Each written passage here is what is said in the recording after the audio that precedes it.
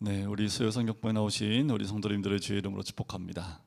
자, 오늘부터 다시 이제 구약부터 다시 시작을 합니다. 처음부터 다시 들어가는데 이제 또 이게 처음부터 다시 한번 돌아가려면 뭐 1년 이상이 시간이 걸리겠죠. 52주가 있지만 52주 만에 다 끝낼 수 없기 때문에 아마 한 1년 반 정도의 시간을 들여서 또 성경을 같이 보려고 합니다.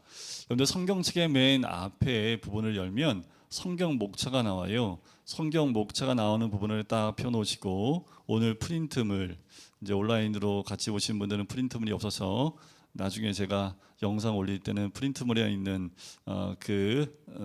사진들, 그림들을 같이 보여드리면서 하려고 하는데, 여러분들 이 프린트를 보고 또 구약 전서의 목차를 보면서 함께 보려고 합니다. 자, 오늘은 성경 전체적인 개관과 함께 구약 개관을 간단하게 보려고 합니다.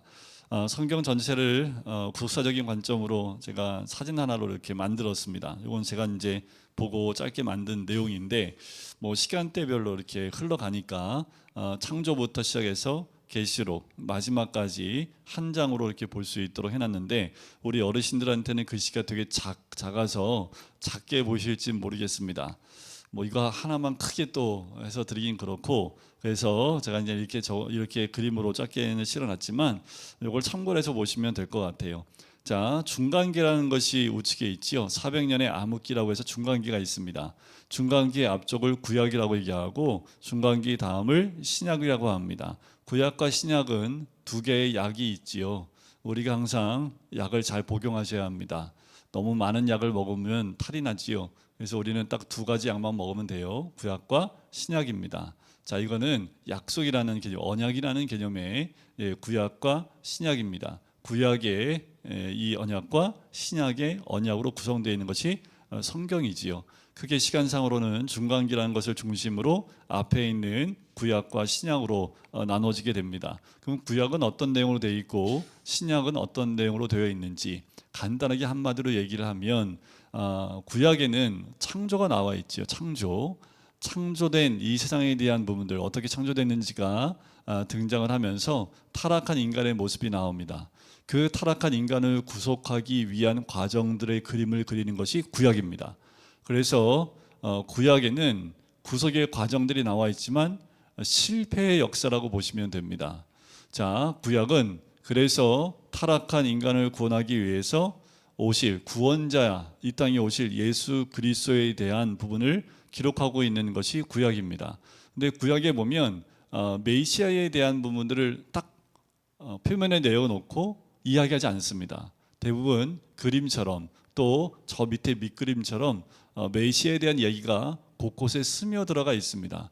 창세기 3장서부터 원시 복음이 등장하는 15절부터 등장을 해요. 자, 그런 것들이 이제 구약 전체적으로 메시아에 대한 그 메시지가 기록되어 있고 예수님에 대한 부분들을 갈망할 수 있도록, 바라볼 수 있도록 그런 것들을 보여주고 있는 것이 구약입니다. 그래서 구약은 특별히 한 민족을 선택해서 구속에 대한 또 구원에 대한 그 의미를 설명해 주고 있습니다.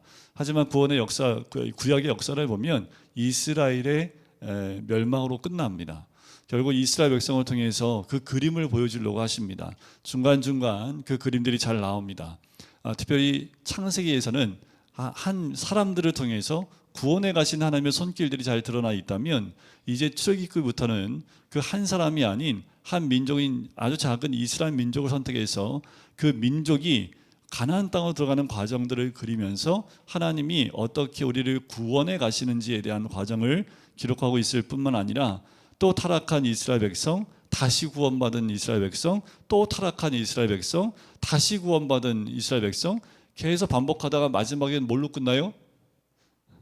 타락하여 심판받은 이스라엘 백성으로 끝납니다. 소망이 없어요. 인간에게는 소망이 없음을 보여주고 있는 것이 구약입니다. 우리에게는 그 어떤 선도 없습니다. 그래서 인간들끼리 잘해보자, 잘해볼 수가 없습니다. 인간들은 죄인이기 때문에 아무리 선하게 살려 하더라도 자신들의 욕망과 탐심을 따라가기 때문에 인간 안에는 답이 없습니다. 근데 그 안에서 답을 찾으려고 하는 인간의 노력들이 계속해서 이루어지고 있지요. 하지만 결론은 뭐예요?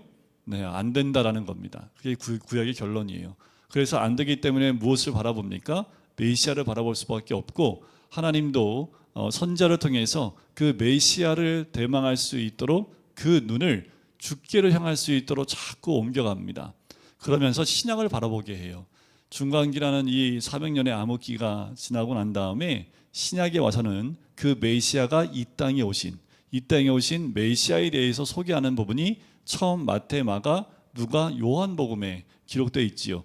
그리고 부활 승천하시고 난 다음에 다시 오실 예수 그리스도를 기록하고 있는 것이 신약의 말씀입니다.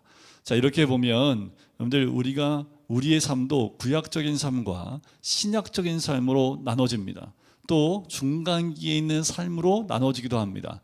자, 이게 우리 구원의, 개인의 구원의 과정들을 성경에서 보여주고 있다라고 보시면 돼요.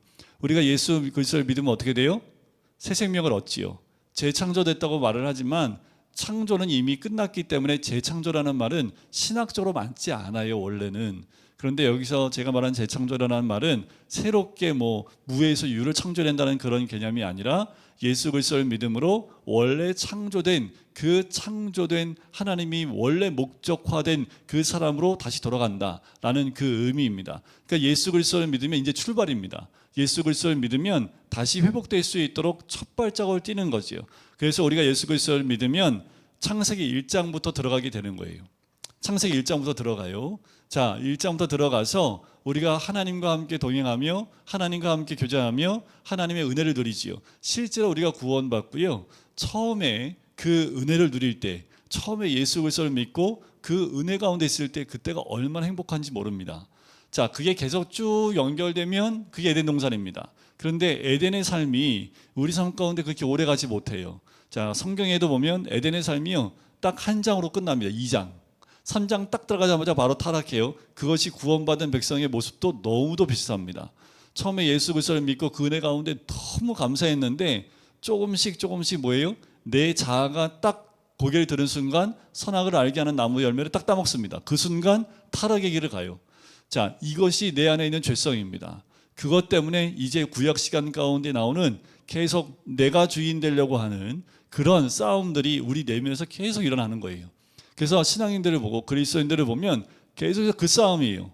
영적 전쟁은 외부에 있는 적과의 전쟁이기도 하겠지만 거의 대부분은 내 내면의 전쟁입니다. 내 내면에 하나님을 따르고 예수 그리스도를 믿는 믿음 가운데 있을 것이냐, 아니면 내가 왕이 돼서 하나님을 내 마음대로 부릴 것이냐, 여기에 기로에 있습니다. 그런데 많은 그리스도인들은 어떻게 해요? 내가 주인 돼서 하나님을 내가 원하는 대로 부리길 원하는 그 신앙 가운데 있습니다. 그러니까 어떻게 해요? 계속 실패하고 다시 하나님이 구원해 주시는 일들을 반복해 갑니다. 근데 왜 내가 실패하는지 몰라요. 내가 예수를 믿는데 왜 실패하는지를 몰라요. 그것은 결국 우리 내면 가운데 남아있는, 아직도 내가 주인 되려고 하는, 아직도 내가 내 마음대로 하려고 하는 그런 마음들이 선악을 알게 하는 나무 열매를 먹고 있는 우리의 모습이 있기 때문에 이 구약적인 삶은 계속 내가 드러납니다. 나를 위해서 내가 원하는 대로 계속 이 구약의 삶은 그래요. 그러면 어떻게 돼요? 계속 삶 가운데 힘들고 어려운 일들이 반복됩니다. 하지만 하나님이 그냥 그렇게 내버려 두지 않으시지요. 또 은혜 잠깐 내려주세요. 이스라엘 백성이 또 선지자를 보내주시든가 사사를 보내주셔서 잠깐의 그 어려움 가운데 탈피하게 하셔서 하나님을 온전히 믿을 수 있는 은혜를 누리게 하십니다. 자, 여러분들, 이게 여러분들 어디에 보시면 되냐면, 여러분들 그 3페이지에 보시면, 한 장을 뒤로 넘기시면 한 페이지 보시면 이게 시소 타는 것처럼 이렇게 그림이 하나 있지요. 청룡열차라고 옛날에는 그랬는데 요번에는 익스프레스 이렇게 하고 막 이렇게 쭉 타가지고 막 빠른 속도로 막 다닌 거 있지요. 그러니까 우리 신앙의 모습이 바로 이와 같아요. 은혜 받았고 쫙 올라갔다가 어느 순간에 내가 여기 정상에 올라가고 와 정상에 올라왔다 하더만 한참 또 떨어집니다. 떨어지는데 끝도 없어요. 막 정신없이 떨어집니다. 그 바닥에 딱 치고 나니까 다시 하나님을 바라볼 수 있도록 다시 올라갑니다. 이게 우리 신앙의 모습이에요. 이게 이스라엘 백성의 신앙의 모습이고 이것이 우리의 모습이라는 겁니다. 이게 구약적인 모습이에요.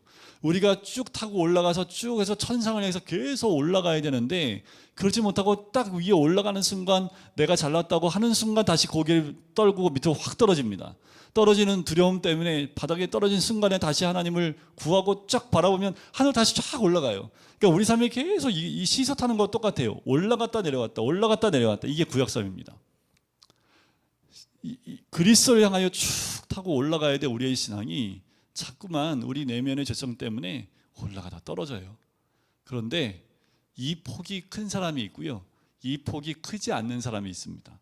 폭이 크지 않는 사람은 내려가다가 싹 올라갔다 내려가다가 싹 올라가는데, 폭이 큰 사람은 어떤 사람이 폭이 크냐 하면 자아가 강한 사람이에요. 그러니까 내가 강한 사람은요, 한도 끝도 없이 떨어져도요, 내가 너무 강하니까 버텨요. 그리고 나라는 걸 딱 내려놓는 순간 올라가는데, 그래서 그런 분들은 삶이 굴곡이 굉장히 심합니다. 삶의 굴곡이 굉장히 심한 분들은 거꾸로 보면 이런 거예요. 내가 되게 세구나 라고 생각하시면 됩니다. 내가 별로 안 세면요, 이렇게 떨어지다가 다시 올라가요. 왜냐하면 떨어진 거 싫거든. 그러니까 빨리 하나님 바라봐요. 그러니까 떨어질래다가 다시 올라가고 떨어질래다가 다시 올라가고. 그러니까 이게 큰 뭐 재미는 없어요, 인생에. 왜냐하면 굴곡이 별로 없으니까. 그런데 굴곡이 심하신 분들 보면 사건들이 많아요. 한번 훅 떨어져갖고 사건 한번 당해야 하나님을 다시 붙잡아요. 그러니까 이런 역사들이 우리 삶 가운데 있다면 우리 아직 구약적인 삶을 살고 있다라고 보시면 됩니다. 이것이 이스라엘의 영적인 역사인데 우리 역사와 다르지 않아요. 자, 이게 구약적인 역사. 그렇다고 우리가 언약이 없어요? 말씀이 없어요? 여러분들 구약에 있는 백성들이 말씀이 없습니까? 하나님부터 모세에게 직접 말씀을 받은 민족이잖아요. 그런데 왜 하나님을 배신하고 다른 우상을 섬길까요? 그 우상이란 건 뭐예요? 다 인간이 만든 겁니다. 다 내가 만든 거예요. 뭐 하려고요? 내 마음대로 부리고 싶어서 우상을 섬기는 겁니다. 그러니까 내가 원하는 신 하나 만들어 놓는 거지요. 근데 하나님은 내가 원하는 신이에요? 하나님이 우리를 만드신 신이에요. 하나님이 우리를 만들었기 때문에 우리는 하나님을 따라가는 존재인데, 하나님은 내 마음대로 하려니까 하나님이 됩니까? 안 되지요. 그러니까 다른 걸 자꾸 찾으러 가는 거예요. 그게 인간들의 모습이고 많은 그리스도인의 모습입니다. 마지막 때가 되면요, 그리스도인들 가운데 많은 사람들이 하나님을 거부하기 시작을 합니다.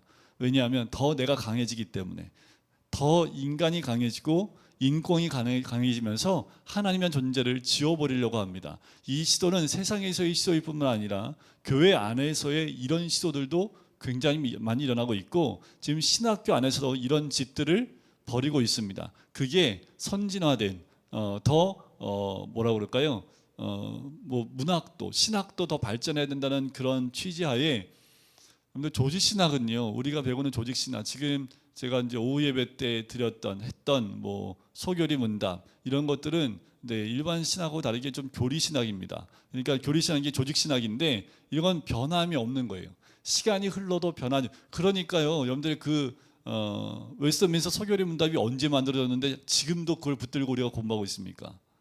굉장히 오래전에 만들었는데도 그거 변함없이 그거 그대로 번역해서 우리가 공부하는 이유는, 그거는 시간이 바뀌어도 변함이 없는 겁니다. 근데 이거를 바꾸려고 그래요. 그러다 보니까 그걸 바꾸려면 그러니까 변화성이 있어야 되잖아요. 뭐라고 그럴까, 이게 변동을 그러니까 바꾸어 나갈 수 있어야 되는데, 지금 이 조직 신학에 있는 이 교리들은 바꿀 수 있는 게 없어요. 바꾸면 안 되는 것들이에요. 그러니까 그걸 바꾸기 위해서 어떻게 해요? 가장 기본인 성경 말씀을 절대 하나님의 말씀으로 완전히 확정짓지 않으면 가능합니다. 그래서 이제 신학교마다 이 성경 말씀이 온전한 완벽한 하나님 말씀이 아니라고 가르치기 시작을 합니다. 이게 변동성이 있어야 교리가 바뀔 수 있습니다. 그래서 신학교에서 이게 어떻게 하나님이 요 66권에 다 담을 수 있고, 어떻게 하나님이 이 성경을 이렇게 이게 정확무어한 거 아니야, 왜냐면 인간이 다 번역했지 하면서 정확하지 않는 이유에 대해서 자꾸 얘기를 해요. 그래서 어떻게 해요? 교리를 현대 우리 인간에 맞는 교리로 바꿔 나가려는 시도들을 계속하고 있는 거예요. 그래서 여러분들 교회마다 또 학교마다 차별금지법을 찬성하는 그런 학교들은요, 여기서 말하고 있는 것들을 전통적으로 우리가 보고 있는 우리 합동총회에서 보고 있는 그 관점을 다 무시하고 새로운 관점으로 가려고 합니다. 그러니까 동성애를 문화적으로 봐요. 동성애를 문화로 보면 어떻게 되는지 아세요? 그러니까 문화처럼 받아들이는 거예요. 왜 우리나라 문화가 있고 미국 문화가 있잖아요. 그러니까 이 시대의 흐름에 따라서 1000년 전에 있었던 문화가 있고 지금 우리 문화가 있지요. 1000년 전에 조선시대에 있었던 문화가 있지요. 그 문화에 우리가 지금 살고 있지 않잖아요. 우리는 또 현대화된 더 발전된 현대사회에서 우리가 누리는 문화가 있지요. 우리가 조선시대 1000년 전에 있던 그 문화를 가지고 우리가 살아갈 수 없지요. 이 논리를 가지고 동성애를 접근을 합니다. 그냥 동성애 하나의 문화예요. 그러니까 우리 애들이 남자끼리 사랑하는 거 봐줘야 된다는 거예요. 여자애들끼리 사랑하는 거 봐줘야 된다라는 거예요.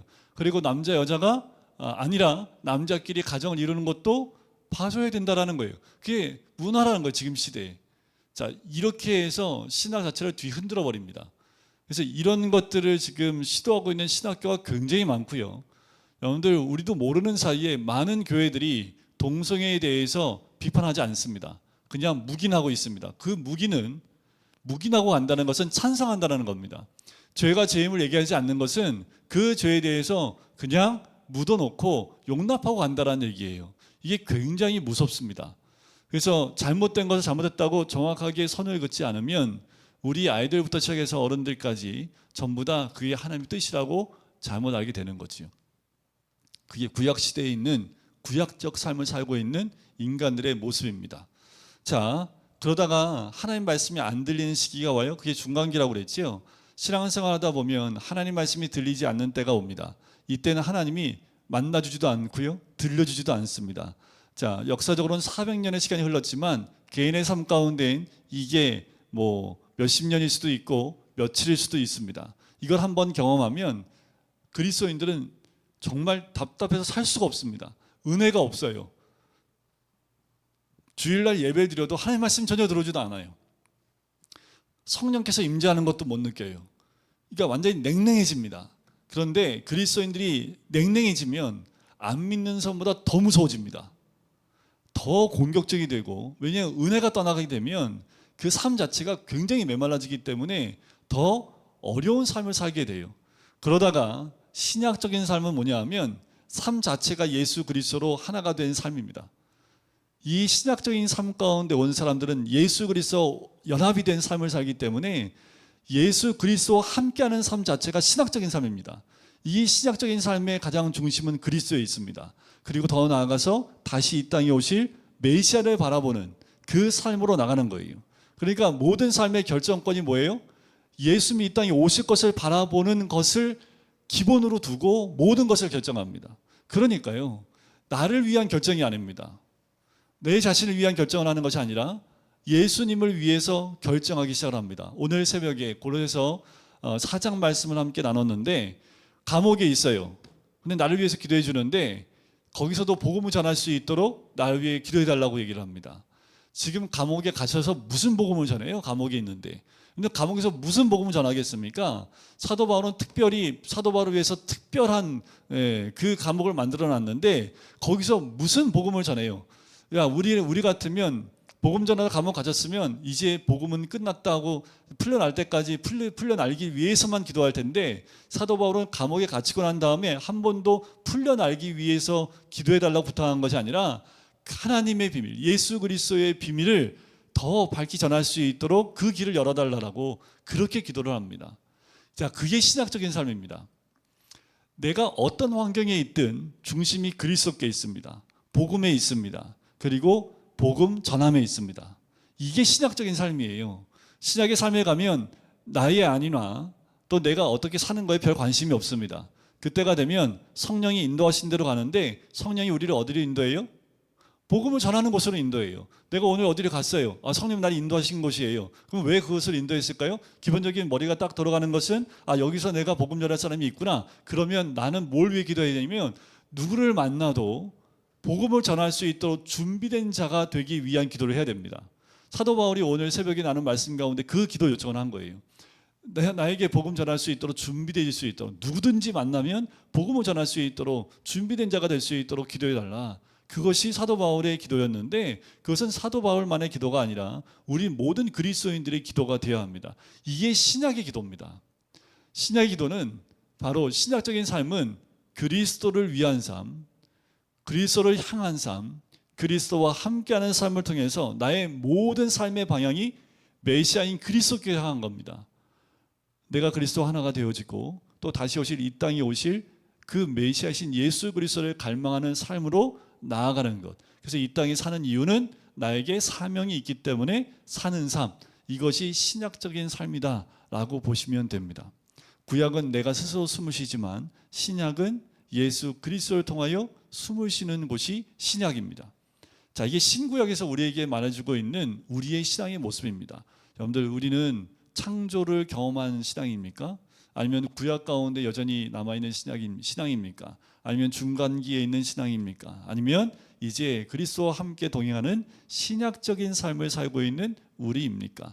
자, 이 성경 전체를 놓고 이 구속사 가운데, 성경으로 보는 구속사 가운데 우리 개인의 구속사가 이 안에 다 들어가 있다라고 보시면 됩니다. 자, 그림 보시면 아까도 말했지만 창세기는 창조된 모습과 3장에서 아담이 또 하와가 타락함을 통해서 타락한 인류의 역사가 11장까지 나옵니다. 이번 주일날 영상을 봤던 것처럼 거기는 바벨론이었던 바벨탑이잖아요. 바벨이라는 이름이 계속 갑니다. 그러니까 바벨탑을 쌓는 이유가 뭐예요? 인간들이 흩어지기를 원하지 않습니다. 더 발전하고 더 자신의 이름을 내고 흩어지기를 원치 않는 바벨탑을 쌓아요. 그것 때문에 하나님이 언어를 다 흩어버리지요. 다 사람을 흩어버리게 됩니다. 그리고 그 가운데 이제 다 노아의 방주를 통해서 다 한번 싹 다 죽여보고 노아와 그 가족들을 위해서만 통해서 다시 민족이 형성됐지만 결국 인간의 죄성은 변함이 없어요. 그래서 그 가운데 아브라함과 이삭과 야곱과 요셉을 통해서 4명의 족장을 통해서 구속의 역사를 시작해 가십니다. 한 명 한 명을 통해서 우리 개인 한 사람 한 사람을 믿음으로 이끌어 가시는 과정들을 설명해 주고 계시지요. 요셉 때 이제 애굽 내려가요. 거기서 애굽에서 한 민족을 이룹니다. 남자만 60만 명입니다. 그 60만 명 이스라엘 민족을 만들어서 하나님이 그들을 가나안 땅으로 인도하는 과정을 통해서 하나님이 우리에게 구속의 역사를 보여주는 과정들이 신명기까지 나오는 거예요. 가나안 땅에 들어갔어요. 가나안 땅에 들어서 정복을 합니다. 그게 여호수아지요. 그리고 난 다음에 그 이후에 이스라엘이 멸망하기 전까지는 계속 뺑뺑 돕니다. 뭐가 뺑뺑 돌아요? 하나님을 잘 믿다가 우상을 따르다가 또 타락하여 이방 민족에서 또 한번 공격당해서 또 지배를 당하고 회개하고 돌이켜서 다시 하나님을 온전히 따르다가 이런 패턴들이 계속 돌아갑니다. 결국 돌고 돌다가 어떻게 해요? 완전히 타락해 버립니다. 하나님을 저버리고. 자, 이들이 하나님을 저버리진 않아요. 왜 그럴까요? 주일마다 나와서 예배 드립니다. 그리고 주중에도 그리고 연중에도 항상 이들이 지키는 절기와 또 안식일과 이건 변함이 없어요. 그렇게 변함이 없는데도 불구하고 이들이 하나님이 떠났다고 했고 성전에서 하나님이 떠나는 장면이 에스겔서에 등장을 합니다. 왜 이런 일이 이들이 하나님을 안 섬겨요? 아니요. 이들이 껍데기는 있는데 속은 하나님에서 떠나버린 겁니다. 하나님이 그걸 원치 않으세요. 껍데기는 있는데 껍데기인 성전에 있는데 그 안에 진정성이 없습니다.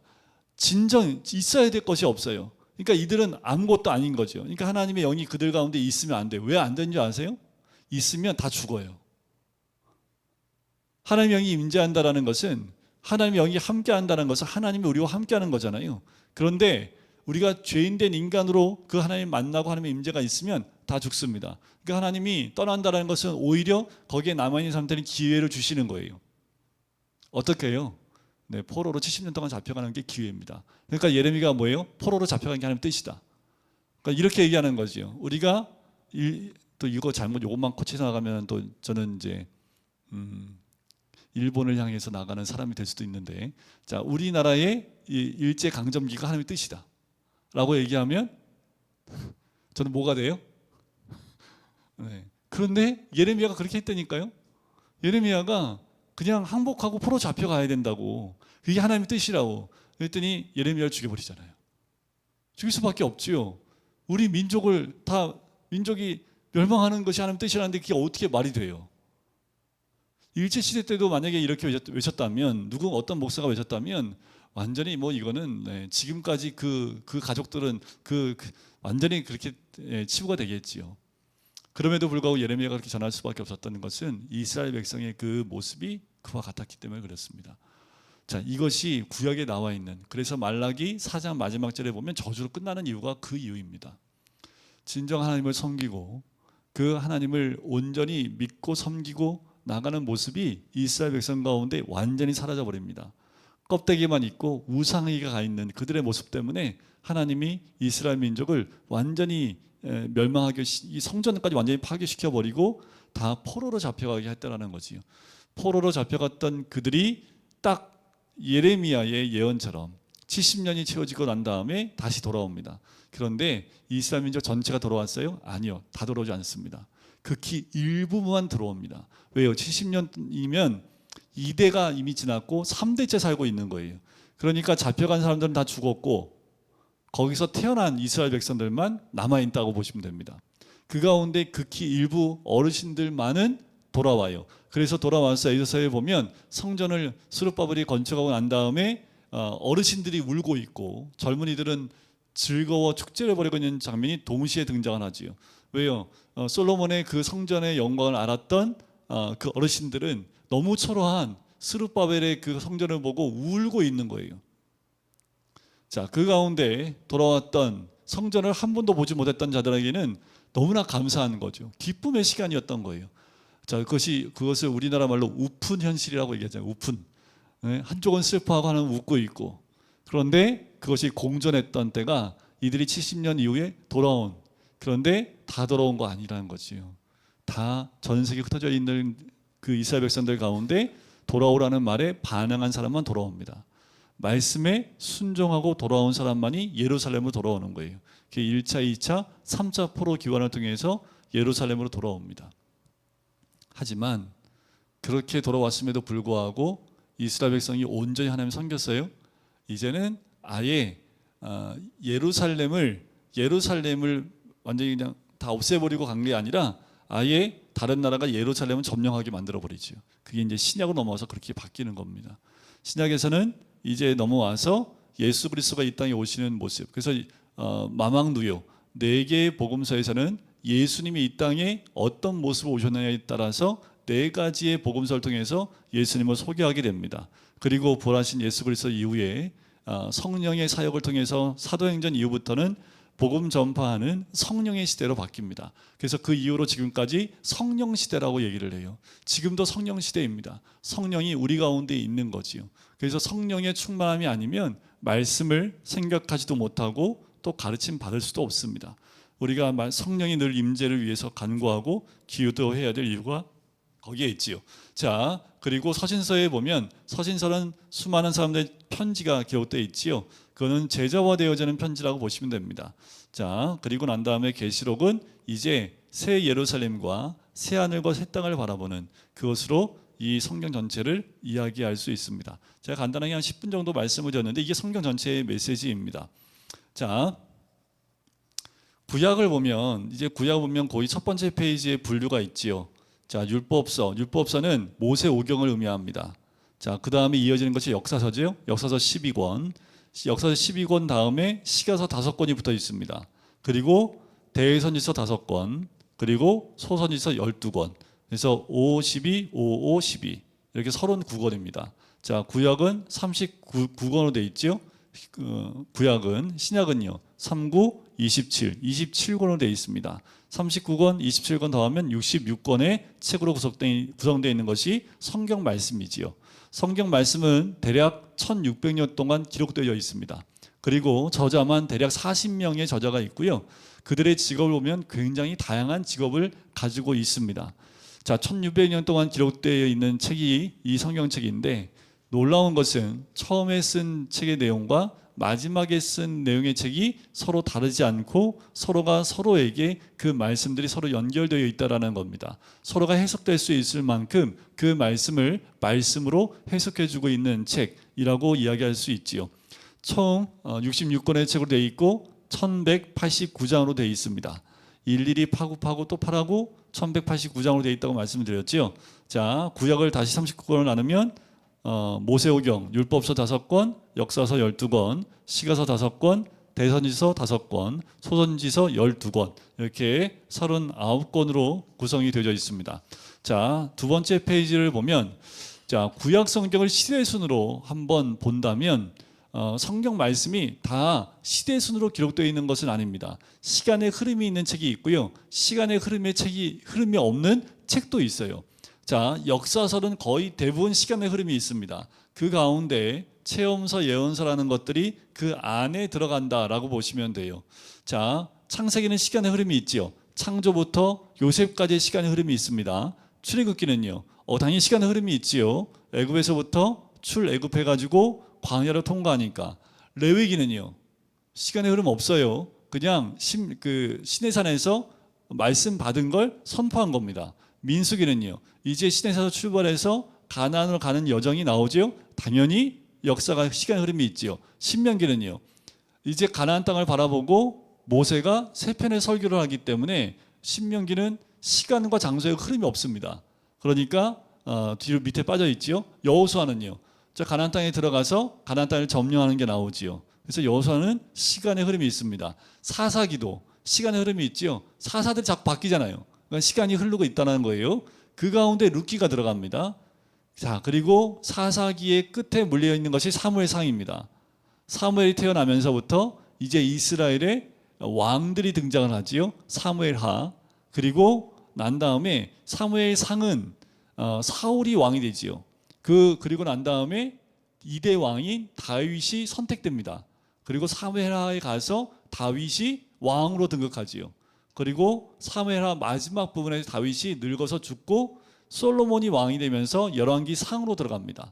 그리고 열왕기 상하는 북이스라엘과 남유다 왕들의 이름이 오고 가면서 그들의 이 치적들이 기록되어 있는 사건들을 기록하고 있는 내용들이 열왕기 하까지 내용입니다. 여기까지 열왕기 하까지의 내용 가운데 보면 마지막에 아수르에 의해서 북이스라엘이 멸망하는 게 나오고요, 바벨론에 의해서 남유다가 멸망하는 모습이 나옵니다. 그럼 역사가 끝나죠. 그래서 끝나요. 자, 그러면 그 뒤에 나오는 역대상하는 열왕기 상하, 사무엘하부터 나오는 내용을 반복해서 기록하고 있습니다. 시편은 주로 누가 많이 썼습니까? 다윗이 썼죠. 다윗. 거의 반 이상을 다윗이 썼고요. 그런데 모세가 쓴 시도 있고 솔로몬이 쓴 시도 있습니다. 그 위치가 사무엘 상하에 다 위치하고 있겠죠. 때로는 앞에도 있겠지만 욥기는 학자들에 의하면 아브라함 때일 것이다 라고 봐요. 거기에 나오는 지명이나 이런 내용들을 보면 욥이 살던 시대는 아브라함 때에 그때 살던 사람이었다라고 추측을 합니다. 그래서 욥기는 창세기에 가 있는 거예요. 시간 흐름이 없어요. 그리고 아가서, 잠언, 전도서 다 누가 쓴 거예요? 솔로몬이 쓴 거지요. 그러니까 열왕기 상 그 앞부분에 다 기록될 수 있겠죠. 그 다음에 예언서, 선지서를 쭉 보면 선지서는 거의 대부분 열왕기 상하에 기록되어 있습니다. 워낙 남북이 누가 더 못하나 이 경쟁을 하고 있거든요. 그런데 항상 1등을 북이스라엘이에요. 북이스라엘은 하나님께 죄짓는 것은 남다른 모습이 있습니다. 그래서 늘 1등이에요. 그 부분에. 그래서 북쪽에 향한 선지자들이 많이 나옵니다. 남자를 위한 선지자도 나오고요. 그 선지서에 나온 내용들이 다 그 내용입니다. 너희들 심판받을 거야 그렇게 하면 하면서 심판의 메시지를 선포하고 거의 대부분이 다 똑같아요. 심판 선포하고 근데 회개하고 돌이키면 하나님이 회복시켜 주실 거야 라는 회복의 메시지가 같이 등장하는 것이 이 예언서에 나와 있는 말씀이지요. 자, 열왕기하 끝에 포로로 잡혀갔다고 제가 말씀드렸잖아요. 포로 기환이 온다고 그랬죠. 에스라서에 보면 포로 1차 기환이 있습니다. 고기 사이에 느헤미야 사이에 에스더서가 들어가고요. 느헤미야는 마지막 2차와 3차 포로 기환을 통해서 예루살렘 성벽을 건축하는 것. 그러니까 맨 마지막 책을 느헤미야로 보는 것이 맞다라고 보는 거예요. 시간에 보면 뒤에 있는 책은요 다 앞으로 집어넣어요. 그래서 그 두란노선에서 나온 성경책을 보면 요 시대의 순으로 해서 다 순서를 우리가 알고 있는 39권의 순서가 아니라 그 안에 있는 내용을 다 잘라가지고 성경 안에 있는 곳으로 다 집어넣어놨습니다. 그런 성경책이 있어요. 근데 되게 헷갈려요 그거. 근데 이 흐름이나 역사의 흐름을 알고 보면 요때 이 왕 때 이 선지자가 활동했었구나. 그래서 그 선지자의 이 서선지서의 내용을 거기다 딱 집어넣어 버립니다. 그게 연결돼서 가면 재밌는데 뜬금없이 거기에 훅 들어가니까 이게 도대체 뭔지 정신없이 막 있는 경우도 있는데, 자, 그렇게 순서로 배열한 성경은 특별한 성경입니다. 근데 그거는 이런 시대 순으로 성경을 볼 수 있도록 만들기 위해서 특별히 좀 지금도 나와 있어요. 찾아보시면 지금도 볼 수는 있는데 그게 크게 권면해 드리고 싶지는 않습니다. 그냥 요렇게 돼 있다, 요것만 알고 있으면 되지. 그거 하면서 그거 읽으면 더 이해가 될 수 있기도 하긴 하겠네요. 자, 밑에 이제 이 페이지 두 번째 밑에 그림을 보면 요건 이제 시간, 연대를 좀 같이 적어 놓았고, 그때 있었던 간단한 사건들, 그것들을 같이 기록해 놓고 있습니다.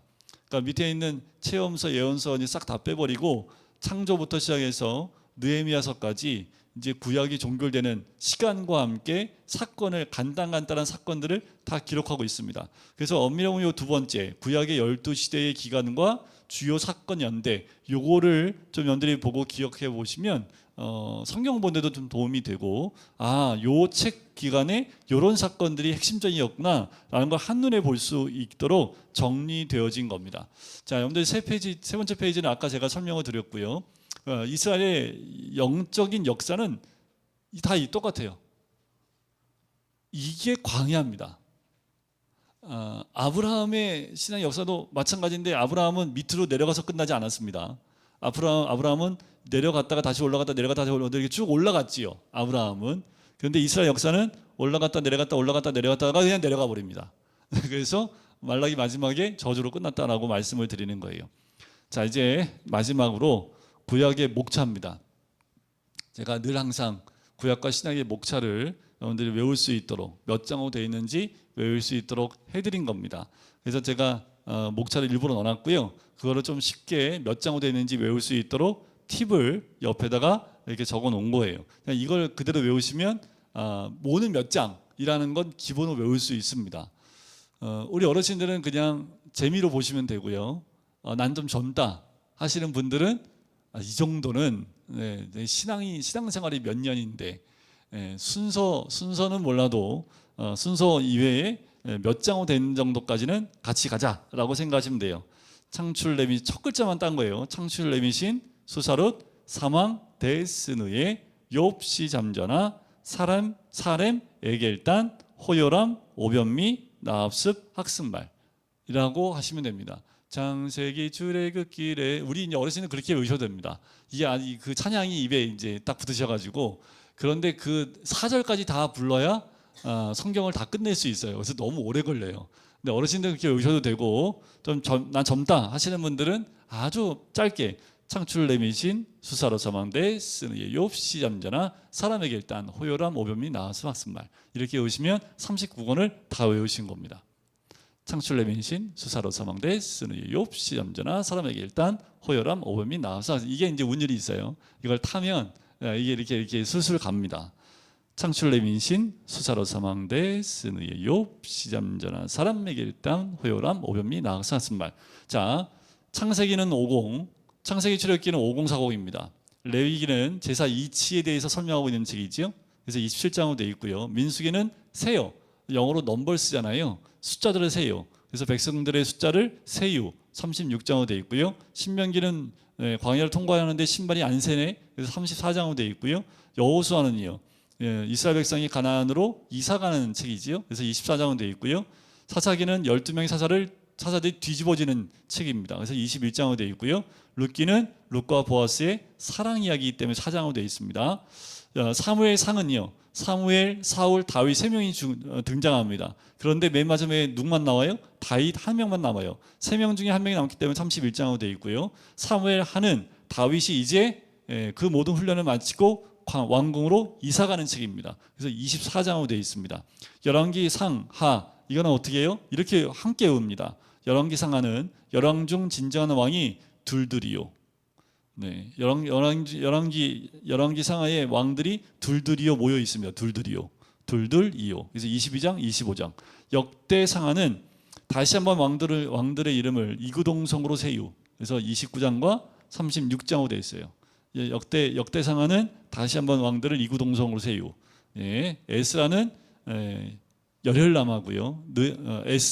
에스라, 느헤미야는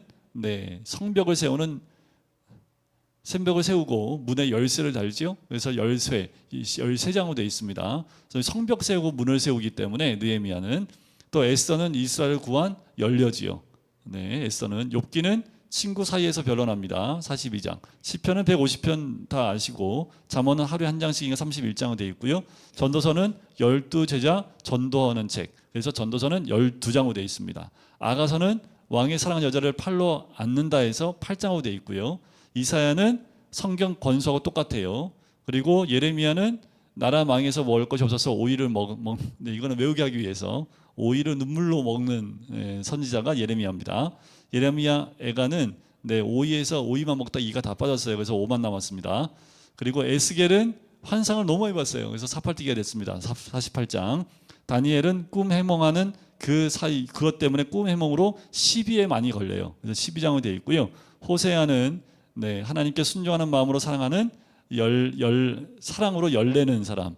이건 이제 다른 걸로 외웠었는데 그건 좀 더 외설적인 거여서 그걸 다 빼고 사랑하지 못할 여자를 사랑하는 내용을 넣어갖고 했었는데 그냥 빼고 하나님께 순종하는 마음으로 사랑으로 열낸다. 그래서 14장으로 되어 있고요. 욜암, 호요람이니까 오른 열쇠. 아모스는 아구찜을 좋아하는데요. 오바댜는 바다는 하나입니다. 요나는 나가 사자하고 비슷하죠. 미가는 미치는 책입니다. 나움과 합습과 스바냐는 333. 마지막 나합습 333 이렇게 되고요. 학은 다리가 2개고 스가랴는 메시아를 열명하는 열사입니다. 14장은 되어 있고 말라기의 말은 다리가 4개지요. 그래서 4장은 되어 있습니다. 대부분 이렇게 그 내용 가지고 하는 것도 있고 아니면 그냥 그 책 이름 가지고 만든 것도 있습니다. 요거를 이렇게 재밌게 몇 번만 반복하면, 그런데 이게 무슨 책은 몇 장으로 되어 있더라. 이거 머리에 그게 딱 떠올라요. 연상기억법이거든요, 이게. 공부 잘하는 애들은요, 그냥 안 해요. 이렇게 연상해서 이렇게 외우거든요. 그래서 성경 목차도 제가 신대원 준비할 때 연상기억법으로 이렇게, 간혹가다 이게 시험 문제에 나와요. 무슨 책은 몇 장으로 되어 있냐. 근데 이게 생각보다 쉽게 잘 이렇게 툭 튀어나오지 않습니다. 많이 헷갈리는 부분이기 때문에 그래요. 자, 우리는 성경 최소한 순서만큼이라도 창세기부터 말라기까지 다 알고 계시면 좋겠습니다. 오늘은 여기까지 할까요? 우리 함께 기도하겠습니다.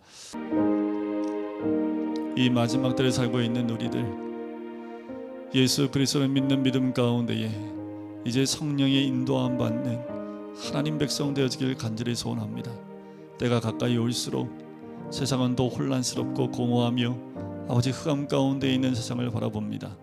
하나님, 우리가 그곳에 휘말리지 아니하며 그 모든 것 가운데 주님 앞에 서 있는, 말씀 위에 서 있는, 이 시대를 밝힐 수 있는 이 세상의 빛으로서 역할을 감당하는 하나님의 사람 되어지기를 간절히 소원합니다. 어디에 있든 하나님, 우리 모두가 정결케 준비되어진 하나님의 사람이 되어져 늘 성령님과 동행하며 하나님의 인도하심 받는 주의 백성 될 수 있도록 축복하시고 인도하여 주시옵소서. 하나님, 우리 한 명 한 명 내 영이 주를 바라보며 늘 주님을 갈망하는 그 믿음 가운데 세워진 우리 한 사람 한 사람 되실 수 있도록 축복하시고 인도하여 주실 줄 믿습니다. 하나님, 이 무더운 여름 가운데 특별히 건강을 붙잡아 주시고 다시 만나는 그 시간까지 하나님의 은혜가 함께하는 우리 모든 성도님 될 수 있도록 축복하시고 인도하여 주시옵소서. 감사드리며 예수 그리스도의 이름으로 기도드립니다. 아멘.